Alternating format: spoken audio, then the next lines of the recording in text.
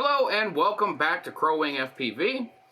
This episode is going to be for anybody who has issues finding camera mounts for your quads. So, just recently, about maybe an hour or so ago, Bardwell did his weekly Tuesday news, and on there was something that I found super amazing, very exciting, and extremely useful.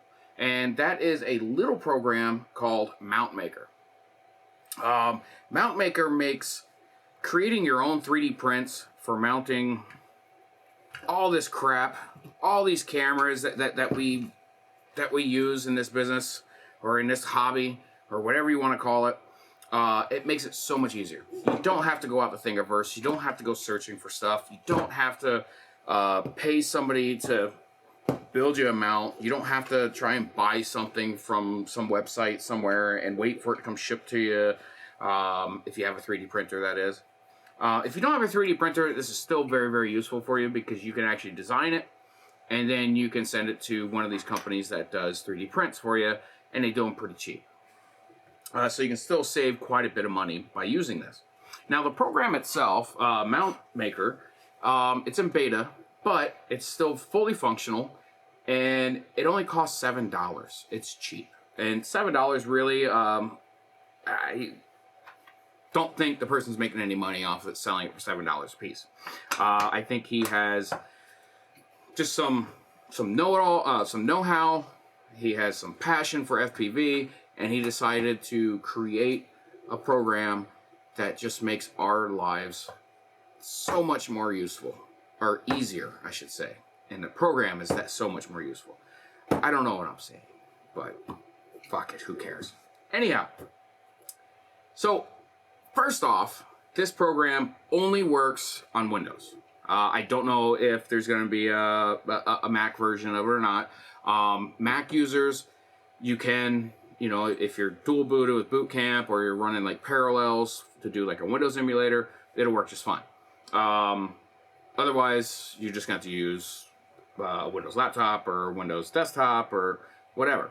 I'm not going to get into how to run this on Apple. I'm not. If you're an Apple user, you're just going to have to figure that shit out for yourself. Okay, so let's get to the program itself.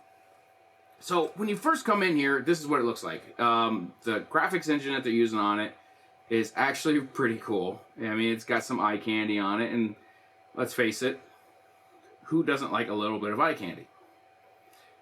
Well, I do, but I don't at the same time. So I'm going to get rid of the workbench because I don't need to sit there and see that. And it runs a little bit smoother on my crappy little Windows laptop. So right here is a Hero 5, 6, or 7 full mount. As you can see. Well, that's cool. But what's really cool is you can completely configure this to fit whatever you want based off your dimensions. So I am going to create a mount for a go-to for this little guy. This is a custom design frame. There are no camera mounts out there anywhere in the world because this is, I think there's only been 6 of these printed. We call it the little dung beetle. Just somebody came up with the design, and somebody in a local group that I'm part of, his name's Luke. He's got a CNC machine and extremely technical, and he printed these out, or CNC'd these for us. And I'm excited to fly it, but I want to put my go-to on it. So, as you can see, go-to, I want it about right there. Let's see. Yeah, about right there. Now, the top of this, the top plate, it's right here, and it's pretty small. Now, if I'm putting a camera on here, I'm definitely not going to be able to put the battery on the top. It's going to be on the bottom. And if you notice, there's only 3 screw holes on this, 3 M2s on here. So I am going to make the base of this mount fit the entire side, the entire top, just to make it nice and sturdy. So I want to change up here. I want to go from Hero 5 down to the Insta360 Go 2. And over here, so let me scoot this around here and I'll show you a top-down view. Now I already have the sizes in here, my measurements, but I'm gonna kind of go over this again. So I pull out my micrometer here and I'm measuring for the front holes right here. The measurement that I come up with is to the center of each hole, roughly. It's TPU, so it's pretty forgiving. So I got 15.8. So we got 15.8 in there. That's for the front arm width, right there.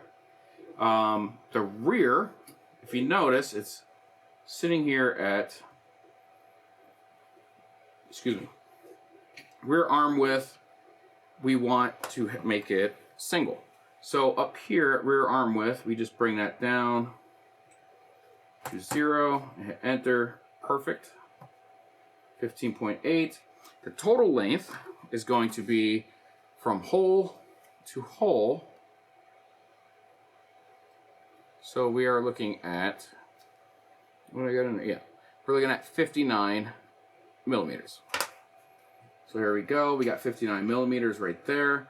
The thickness, which is going to be the thickness of the mount, I have it at 3 millimeters. So 3 millimeters is going to be about a millimeter thicker than this. And I think that should be fine for a little lightweight Go 2. That's about, yeah, that's this thickness right here. This is the same for another one of my just regular GoPro style mounts. And that's plenty strong enough to hold a full-on Hero 9. So the arm length, what I'm doing with that is on the back side here, I'm measuring up this right here. Just this little chamfer, or whatever they call that, just a little angle cut for the back side. And at 16.8, now this uses M2 screws, so I'm going to choose M2. Now you have an option for M1, M2, and M3. And I have it chamfered. Now if I choose fillet, it's going to look like that, which is fine too. There's nothing wrong with that. You know, hell, we can go with that too. Why not? I got a light base on there. If I do a solid base, it's just going to square everything off. And that's not what I want. See, that's just, no, don't want that. So we're going to go with a light base. There we go. And then over here is where we chose our camera angle. So right now this is sitting at 15 degrees. I want that, you know, I'm going to make this one at 25 degrees. There we go. Because what I'm printing right now currently is sitting at 15, so I want to make that a little bit more just in case the 15 is not enough. So then we move the camera around by doing this. You slide it up and down. So I want to make sure that this is not too deep into the mount, into the base of it, where it's actually coming through the bottom of the camera mount itself, the camera case, or whatever you want to call it. And we can do horizontal offset for this. There you go. So as you can see here, move it forward or back. Forward, of course, is what I want. The spacer scale. This will actually scale the spacer up and down. So I want to get it just right, like that there. Now, here is something that is kind of important when designing these things. If you ever look at decent made mounts, where did it go? Okay, here it is. A decent made mount is always going to have like a radius of some sort. It's not going to be a 90-degree angle or a sharp angle in there. It's always going to be rounded. And you want that. You want that roundedness in here, because if it's going just straight up and down at like a 90-degree angle or 45-degree angle or whatnot, it can create a stress point, which it'll tear a lot easier. So when you have it chamfered like this, or rounded, or a radius put in there like that, it actually strengthens the mount itself. Because on these mounts, on these quads,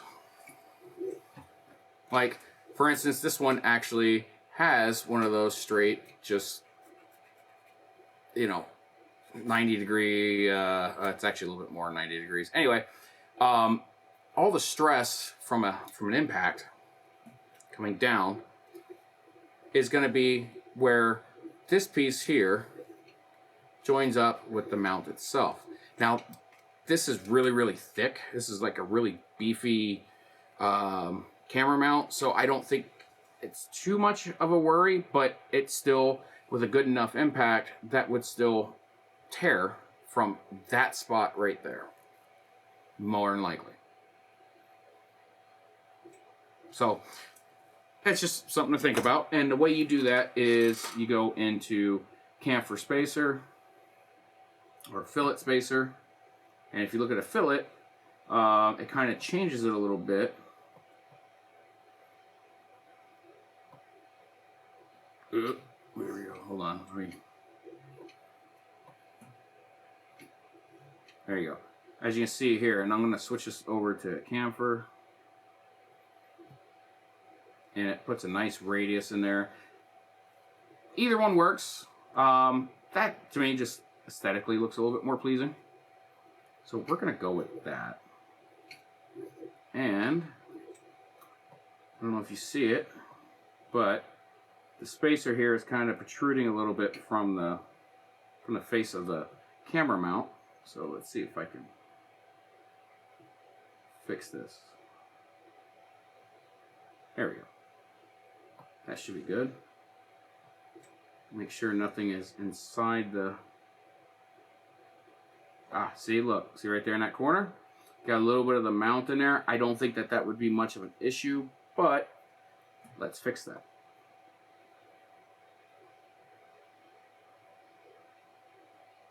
Because that might actually interfere with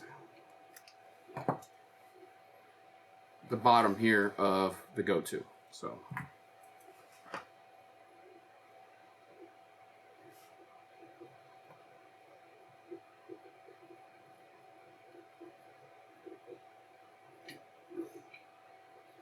let's make that 1.5 millimeter. Let's take a look at the rest of it. That looks good. That looks good. All right. I think we have a new mount, and that's it.